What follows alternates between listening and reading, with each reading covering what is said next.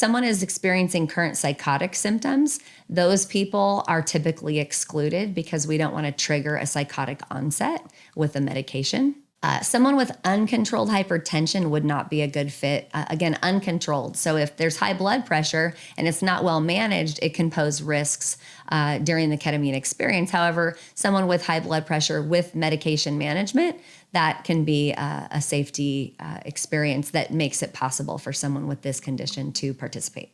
If someone has clinically significant substance abuse or a history of substance abuse that was perhaps exclusionary, it might affect the safety or the efficacy of KAP. In other words, if they're currently mixing things, we don't want to deal with that because it could be complicating in the body and the biology, as well as perhaps blunt the access depending on what people might be using or abusing. And of course, with alcohol, we don't want any complications there because that can actually be lethal, mixing alcohol and ketamine. So these are some things we want to make sure we're mindful of when working with clients or if you're considering this treatment for yourself. If you're pregnant, there's potential risks to the fetus, so pregnant people are not eligible. If you have glaucoma or a recent ocular surgery or eye conditions from a recent surgery, this can be a contraindicator because it can increase blood flow in that area. And if there's any intracranial pathology, so conditions that involve a brain abnormality, or like an active contusion or something going on, it might disqualify a person from receiving KAP, again, because of the increased pressure. So it's important for people that are interested in this to consult with a healthcare provider to discuss their medical history and determine if KAP is safe for them and if it's an appropriate treatment option. So this next question comes in from another DM. Do I need a referral from my doctor? So they wanted to know if they could get treatment without a referral.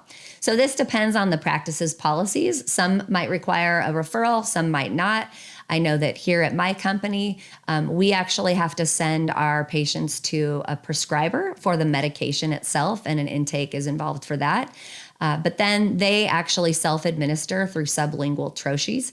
And so they get the medication through a prescriber and they bring it to us. And then they, like I said, self-administer. And then we take care of the psychotherapy while they're on the property.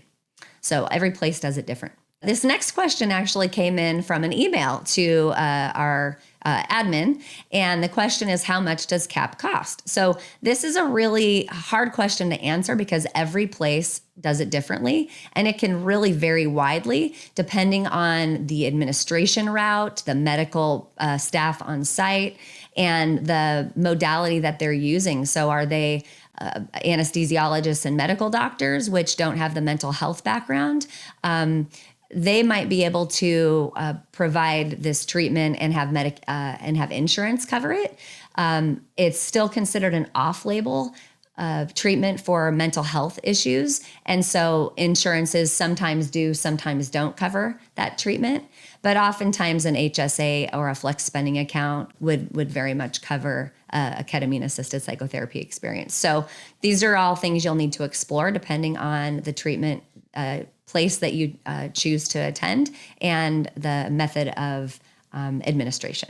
So this next question comes in from a current client who is interested in exploring different psychedelics. So the question is, what other psychedelics are being used to treat mental health conditions?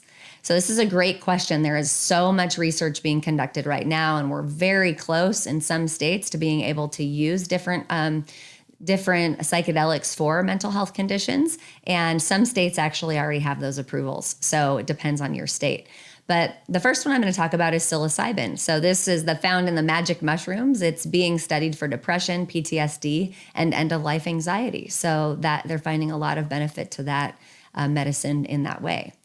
LSD, known for its use in the 60s, is being researched for various conditions, including anxiety. MDMA, commonly known as ecstasy, is showing a lot of promise in treatment of PTSD, specifically related to developmental or attachment injuries because of the expanse and the openness to the safety of connection while in the medication experience.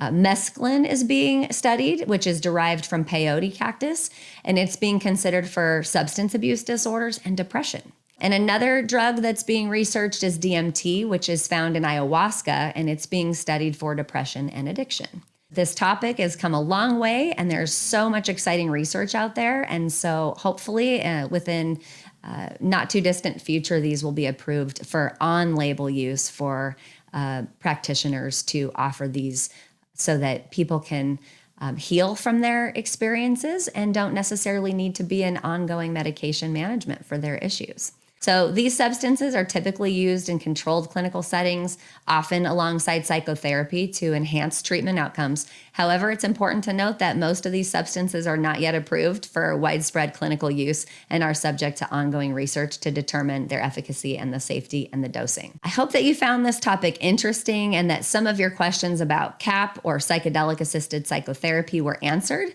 and that you can do some research if you feel like this is something that is a good fit for you.